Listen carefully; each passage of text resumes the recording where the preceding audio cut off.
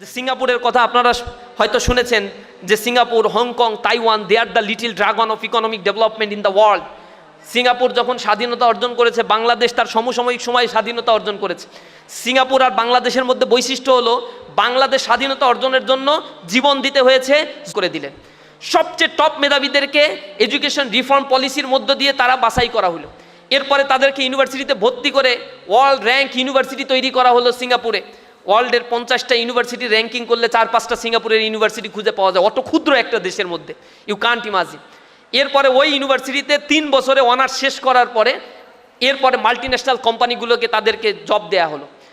যেহেতু তারা সুপার মেধাবী, 3-4 বছরের ব্যবধানে মাল্টিন্যাশনাল কোম্পানির টপ পোস্টে তারা চলে যায়। এজ তখন 23, 26, 24।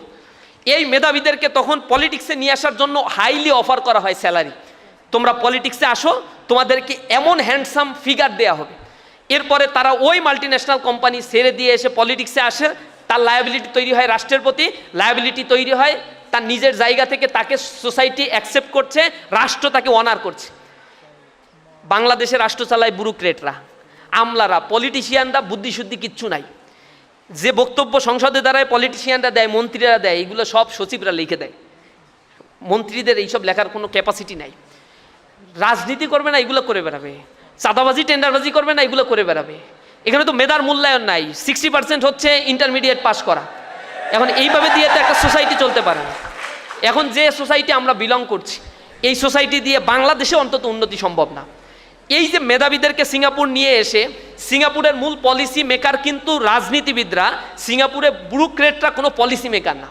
কারণ পলিটিশিয়ানরা যেখানে বসে আছে, ওনারা এত হাইলি কোয়ালিফাইড, এত বেশি মেধাবী, ব্যুরোক্রেটদের কাছে গিয়ে কোনো সাজেশন নেওয়ার দরকার হয় না। ব্যুরোক্রেটদের তারা উল্টা চালায়।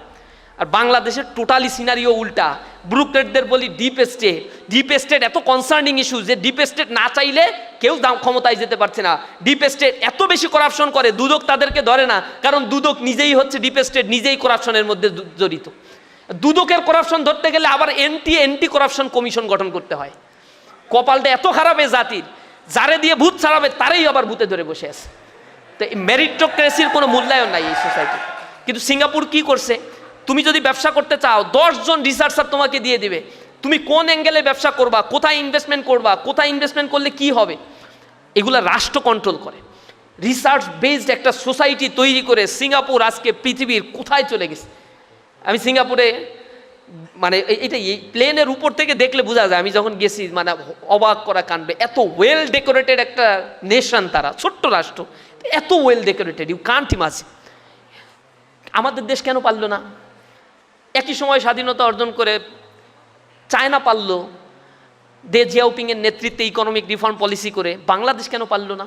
হংকং পারল, বাংলাদেশ কেন পারল না? মালয়েশিয়া পারল সমসাময়িক সময় স্বাধীনতা নিয়ে, বাংলাদেশ কেন পারল না?